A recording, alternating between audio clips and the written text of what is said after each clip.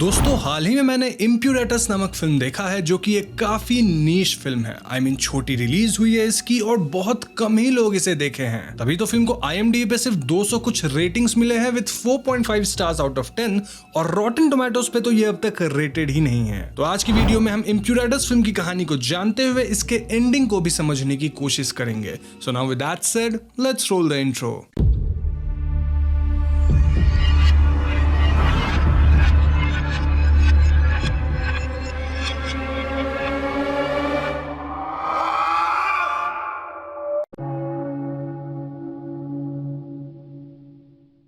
तो फिल्म के शुरुआत में हम क्लेटन डगलस नामक डिटेक्टिव से मिल पाते हैं जो कि अपने जॉब को लेके काफी परेशान हैं। हमें पता लगता है कि वो काफी सालों से एज ए डिटेक्टिव काम कर रहे हैं और अब उनका मन उठ सा गया है। एक डिटेक्टिव को ह्यूमैनिटी का सबसे गंदा और घिनौना रूप देखना पड़ता है। मेरा कहने का मतलब है क्राइम्स, और इससे क्लेटन मेंटली अफेक्ट होने लग गए हैं। यहाँ हम क्लेटन की वाइफ एलिस से भी मिल पाते हैं जो कि क्लेटन के लिए कंसर्न्ड है और वो क्लेटन को छुट्टी लेने के लिए भी कहती है, लेकिन Clayton was too deep into cases जिसकी वजह से वो छुट्टी नहीं लेता। अब यहाँ हमें दो और बातें बताई जाती है। पहली बात ये कि क्लेटन कोई तो एक स्पिनोजी केस को आज तक सॉल्व नहीं कर पाया है एंड अपेरेंटली ये शायद उसका पहला केस था। दूसरी बात ये कि क्लेटन का एक बेटा हुआ करता था जिसका नाम चार्ली था और वो एक एक्सीडेंट में मारा गया था। नाउ द कोइंसिडेंसेस कि चार्ली का बर्थडे और स्पिनोजी केस का कत्ल एक ही डेट पे हुआ था, ऑल्दो ईयर्स अपार्ट, और वो दिन आज ही था। वैसे फिलहाल क्लेटन की एक बेटी जरूर है नेम्ड एना जो कि फिजिकली डिसेबल्ड है और क्लेटन उसके लिए एक कार्ड छोड़ जाता है with a sweet personal message. खैर तो क्लेटन काम पे निकल जाता है और वापस आते वक्त हम उसे एक रोड इंटरसेक्शन पे थोड़ा कंफ्यूज देखते हैं। कंफ्यूज्ड इसीलिए क्योंकि या तो वो सीधा घर जा सकता था या फिर एक केस के सिलसिले में पेंसिल्वेनिया ल्यूनाटिक असाइलम जा सकता था। क्लेटन यहाँ असाइलम की तरफ मुड़ जाता है और वो डॉक्टर हेसिंगर से मिलने वाला था। रिसेप्शन वाली लेडी क्लेटन का पिस्टल रख लेती है जिसके बाद क्लेटन डॉक्टर हेसिंगर के चेंबर में जाता है। अब यहाँ हमें पता लगता है कि हेसिंगर क्लेटन को किसी केस की जानकारी देने फोन किए थे, लेकिन फॉर सम रीजन वो फोन पे ज्यादा कुछ बताए नहीं, इंस्टेड फोन कट कर दिए थे। इसलिए क्लेटन डायरेक्टली हेसिंगर से मिलने ही आ गया है to know more about the case. Hessinger यहाँ किसी डैनियल ग्लासमैन नामक इंसान की बात कर रहे थे जो कि उनके असाइलम में ही है और इससे अजीब बंदा वो अपनी पूरी जिंदगी में नहीं देखे हैं। ग्लासमैन सपोजिडली सिविल वॉर का हिस्सा था और बैटल ऑफ चैम्बर्सबर्ग में मारा गया था, लेकिन तकरीबन 21 साल बाद ग्लासमैन जिंदा पाया गया, वो भी एक स्ट्रासबर्ग के बान में। यह सुन के क्लेटन का मानना था कि ये डैनियल ग्लासमैन जरूर वॉर से भागा होगा और उन दिनों सिविल वॉर छोड़ना मतलब सजाए मौत, इसीलिए वो 12 साल तक आसपास बान वगैरह में काम किया होगा, जिसके बाद वो मिल गया और अब वो खुद को मेंटली सिक बता रहा है ताकि असाइलम में रह सके इंस्टेड ऑफ जेल। अब सुनने में तो ये थियरी ठीक लग रही थी, लेकिन डॉक्टर हेसिंगर एकदम श्योर थे कि ग्लासमैन के केस में ऐसा कुछ नहीं है। वो एक पेक्यूलियर केस है, मोर सो बिकॉज उसने एक कन्फेशन टाइप करवाया है जो कि वो क्लेटन को ही सुनाना चाहता है। जी हाँ, ये ग्लासमैन जिसे क्लेटन जानता तक नहीं, वो बार बार क्लेटन का नाम लेने लग गया था, क्लेटन के नाम पेपर्स पे लिख रहा था और उसे क्लेटन ही चाहिए था to read his confession. Clayton वो शॉक्ड कि ग्लासमैन आखिर उसे कैसे जानता है और अब क्लेटन का भी इस केस में इंटरेस्ट आ गया था। तो फाइनली डॉक्टर हेसिंगर क्लेटन को ग्लासमैन के कमरे में ले जाते हैं जो कि हॉस्पिटल के आइसोलेशन वार्ड में था और यहाँ हमारी मुलाकात नर्स रोज से होती है। रोज सिर्फ नर्स ही नहीं बल्कि वो चर्च के टीचिंग को भी प्रीच करती थी ताकि पेशेंट्स मेंटली जल्दी रिकवर हो सकें। तो इसके बाद हम ग्लासमैन को पहली बार देखते हैं जिसे देखकर एक बात तो क्लियर थी कि ये इंसान नॉर्मल नहीं हो सकता।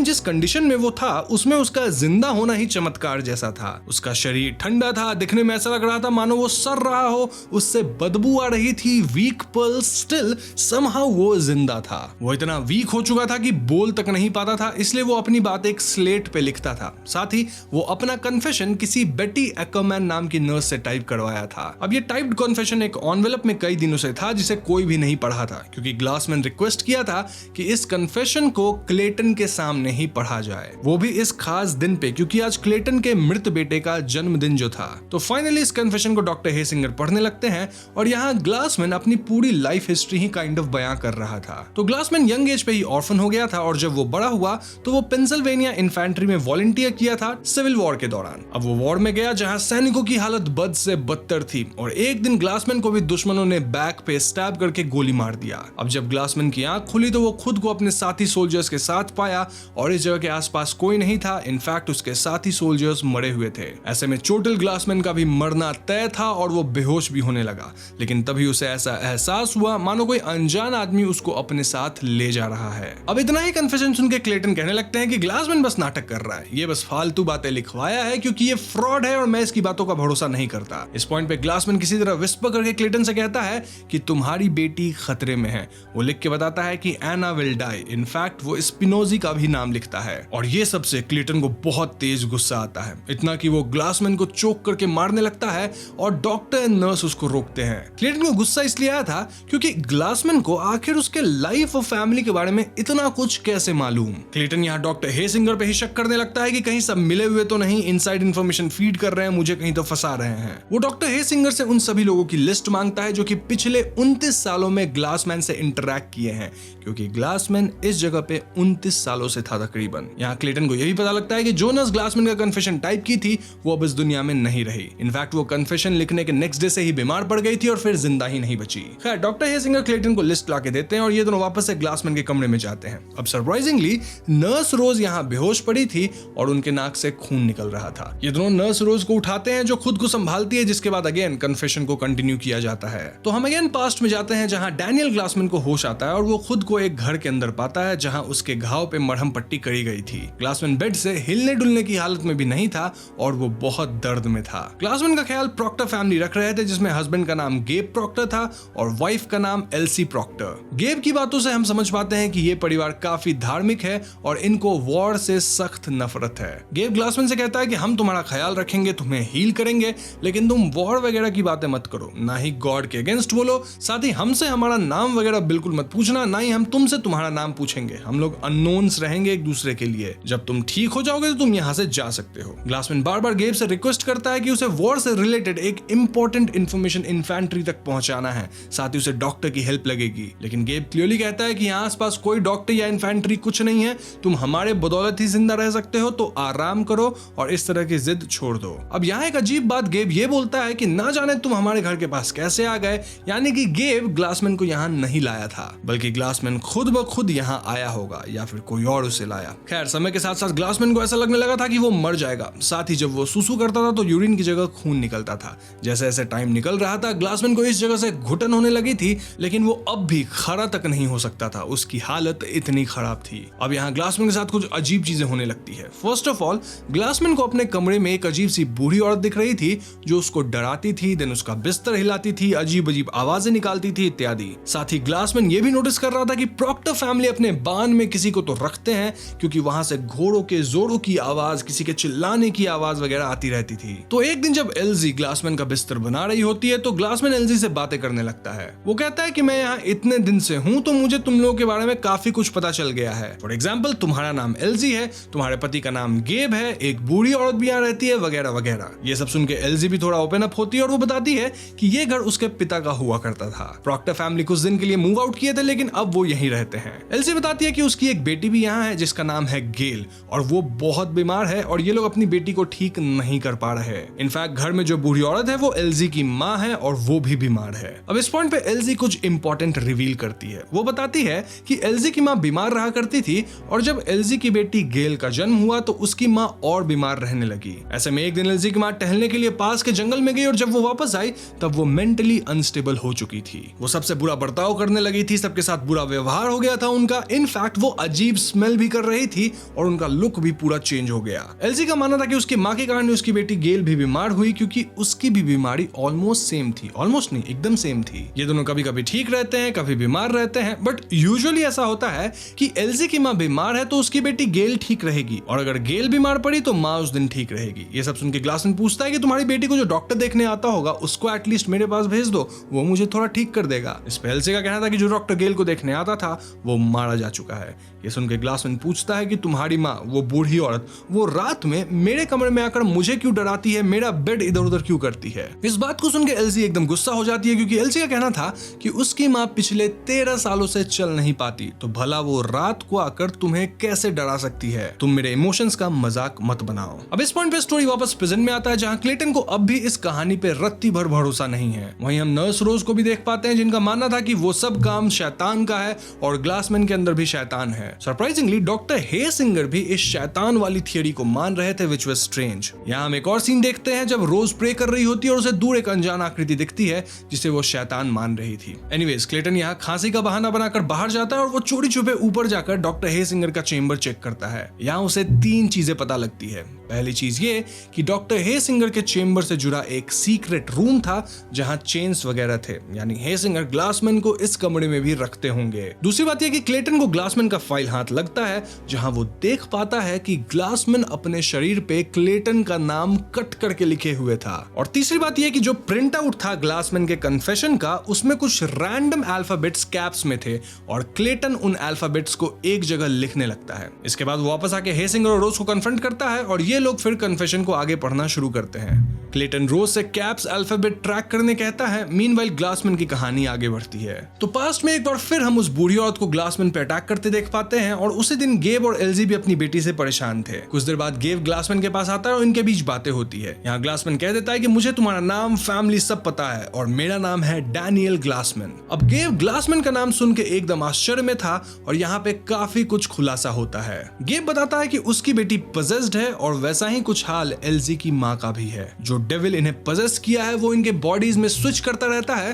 तभी तो जब एल्सी की माँ ठीक होती है तो गेल बीमार हो जाती है एंड वाइस वर्सा। जिस कमरे में फिलहाल ग्लासमैन है, इसी कमरे में गेल एक प्रीस्ट को मार डाली थी। दरअसल गेब फादर स्पिनोजी को एक्सॉर्सिज्म परफॉर्म करने बुलाया था, लेकिन गेल स्पिनोजी और उनके नेफ्यू या नीस जो भी थी उसको मार डाली। गेब उन दोनों की बॉडीज को जंगल में लेकर एक कुएं में दफना दिया ताकि किसी को कुछ पता ना चल सके। तब से ही गेब अपनी बेटी गेल को बांध में बांध कर रखता है ताकि वो और किसी को ना मार डाले। गेब बताता है कि ये जो डीमन है वो बच्चों को सफर करवा के उनके पेरेंट्स के दुख पे फीड करता है। Now the most surprising part, Gabe Glassman नाम सुन के इसलिए चौंक गया था क्योंकि उसकी बेटी गेल पजेस्ड हालत में बान के अंदर डैनियल ग्लासमैन का ही नाम दीवारों पे लिखती है। यानी कि गेब अब मान रहा था कि ग्लासमैन भगवान का भेजा गया फरिश्ता है जो इस परिवार को कष्ट से निकालेगा। कैसे निकाल सकता है कष्ट से? वेल, इन सब को जान से मार के, ताकि ये लोग इस पेन से फ्री हो सके। मोरओवर ग्लासमैन के बच्चे वगैरह भी नहीं थे, तो ये डीमन उस पे फीड करके ज्यादा स्ट्रॉन्ग नहीं हो पाएगा। पजेस कर सकता है लेकिन स्ट्रॉन्ग नहीं हो पाएगा। ये सब कह के गेब कमरे से चला जाता है। तो अगले दिन जब एल्सी कमरे में आती है तो ग्लासमैन अजीब तरह से सीलिंग पे लटका हुआ था। एल्सी शॉक में थी और वो चिल्लाकर गेब को बुलाती है जो उसे नीचे उतारता है। ग्लासमैन एक हथौड़े से गेब को मार डालता है, जिसके बाद वो एल्सी को सॉरी कह के उसे भी मार गिराता है। फिर वो किसी तरह रेंगते हुए नीचे आता है,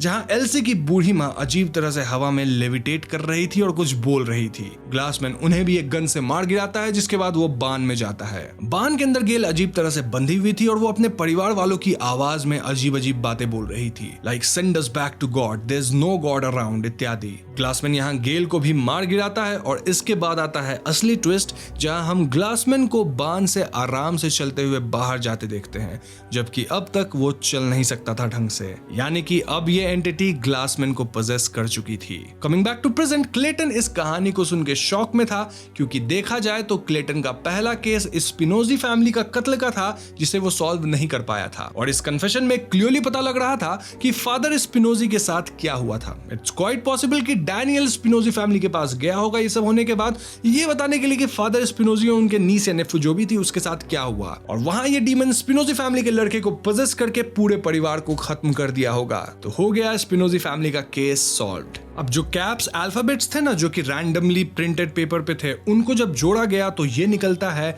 कि डैनियल इज डेविल, यानी कि डैनियल ही डेविल है, जो कि हम सब अब तक जान चुके हैं। तो अब प्रेजेंट में डैनियल ग्लासमैन के अंदर वो डीमन हावी होता है और वो एक झटके में क्लेटन, डॉक्टर और नर्स को हवा में उछाल के उन पे हमला कर देता है। इस हमले से डॉक्टर का काम तमाम और नर्स बेहोश, बचा तो सिर्फ क्लेटन जो कि भागकर अपना गन लॉकर से निकालता है। मीनवाइल फुली पजेस्ड ग्लासमैन पास के चैपल में जाता है, जहां क्लेटन भी आता है। पजेस्ड ग्लासमैन कहता है कि तुम्हारा सोल करप्ट है क्लेटन, तो भगवान को भूल जाओ और मुझे अपनाओ। मुझे पता है कि तुम्हारा बेटा किसी एक्सीडेंट की वजह से नहीं बल्कि तुम्हारे गुस्से की वजह से मारा गया, और तुम्हारी वजह से ही तुम्हारी बेटी भी डिसेबल्ड है। तुम्हारा सोल रॉटन है और तुमसे तुम्हारी बीवी भी प्यार नहीं करती क्योंकि उसे ही पता है कि तुम रिस्पॉन्सिबल हो for your kids tragic incidents. Demon कहता है कि Jesus doesn't love you but I love you. Clayton ये सब सुन के कन्विंस हो रहा था या शायद नहीं भी हो रहा था। एंड में वो अपने आप को संभालता है और ग्लासमैन को शूट कर देता है। उसके ऐसा करते ही ये डीमन क्लेटन को पजेस कर लेता है और क्लेटन पजेस्ड हालत में अपने घर पहुंचता है। क्लेटन अपनी बेटी के कमरे में जाता है और वहां वो खुद को ही मार लेता है इससे पहले कि डीमन कुछ करे, ताकि वो अपने परिवार को नुकसान ना पहुंचाए, उन्हें बचा सके। इसके बाद हम बूढ़े ग्लासमैन को देखते हैं जो कि अब ठीक दिख रहा था, लेकिन क्योंकि क्लेटन मर गया तो डेविल वापस से ग्लासमैन को पजेस कर लेता है। पजेस्ड ग्लासमैन के सामने नर्स रोज थी जो कि अब होश में आ चुकी थी और यहीं पे फिल्म खत्म हो जाती है। तो दोस्तों ये थी फिल्म इम्प्यूरेटस की कहानी और यहाँ आपके मन में कई सवाल होंगे, तो मैं आराम से क्रोनोलॉजिकली कहानी को समराइज कर देता हूँ ताकि आपके मन में जो भी सवाल हो वो अपने आप ही सॉल्व हो जाए और आप चीजों को समझ जाए। तो कहानी शुरू होती है सिविल वॉर के पहले, जब एल्सी की माँ जंगल में जाती है और उनको ये डीमन पजेस कर लेता है। ये डीमन गेल और उसकी नानी को बारी बारी पजेस करता था क्योंकि इसे ताकत ही पेरेंट्स के दर्द और डिस्परेशन से मिलती थी। यानी वो गेल के शरीर में रह के गेब और एल्जी के पेन पे फीड कर रहा था। ये डीमन गेल के माध्यम से फादर स्पिनोजी और उनके नेफ्यू या फिर नीस जो भी थे उसको मारा, जो कि एग्जॉर्सिज्म करने आए थे। उसी इंसिडेंट के बाद ही गेल को गेब बांध कर रखने लगा। फिर डैनियल ग्लासमैन यहाँ पहुंचा। ऑफ कोर्स उसे भी ये डीमन ही चोटिल होने के बाद यहाँ लाया होगा क्योंकि वो खुद तो आया नहीं था और गेब उसे लाया नहीं, तो ये डीमन के ही प्रभाव में डैनियल यहाँ पहुंचा होगा। डैनियल ग्लासमैन पूरे प्रॉक्टर परिवार को मार दिया, जिसके बाद इविल डैनियल ग्लासमैन के अंदर गया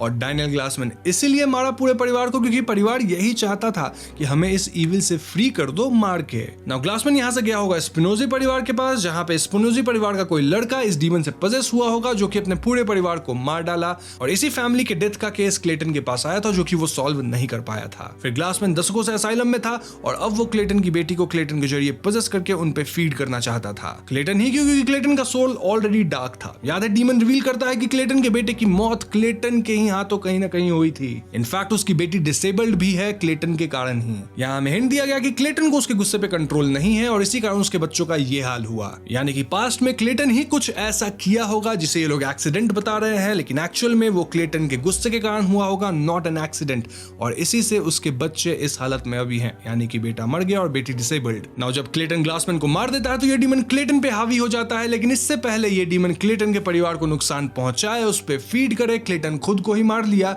जिससे इविल को वापस डैनियल ग्लासमैन के अंदर ही जाना पड़ा। एंड में हम नर्स रोज को इविल के सामने देख पाते हैं, यानी कि शायद ये इविल अब नर्स रोज के जरिए अपना बिडिंग करेगा, या फिर नर्स रोज को मार ही दे या फिर नर्स रोज इसे कंटेन कर ले। तो आगे क्या होगा वो तो पता नहीं, कुछ कह नहीं सकते, लेकिन जो भी होगा स्टोरी में अगर कुछ नई पार्ट आती है इस मूवी की तो मैं आपको बता दूंगा, या ये भी पॉसिबल है कि ये मूवी यहीं पे खत्म हो गई, अगली पार्ट नहीं आएगी। बट हाँ, इस मूवी में जितनी भी कहानी थी वो मैंने आपको पूरी तरह से क्लियर कर दिया है। उम्मीद करता हूं अब आपके मन में कोई डाउट नहीं होगा। तो आई होप आपको कहानी पसंद आई होगी, साथ ही वीडियो पसंद आई होगी। अगर ऐसा है तो वीडियो को लाइक करें, शेयर करें, साथ ही अगर आपके पास इस फिल्म से रिलेटेड कुछ थियरीज है या डाउट भी है तो कमेंट सेक्शन खुला है, वहां पे अपनी डाउट्स या थियरीज लिख दीजिए। मैं कोशिश करूंगा कि मैं आपको रिप्लाई करूं। चैनल पे नए हैं तो हमें सब्सक्राइब भी करें क्योंकि हम अपने चैनल पे ऐसे वीडियोस लाते रहते हैं। पीस।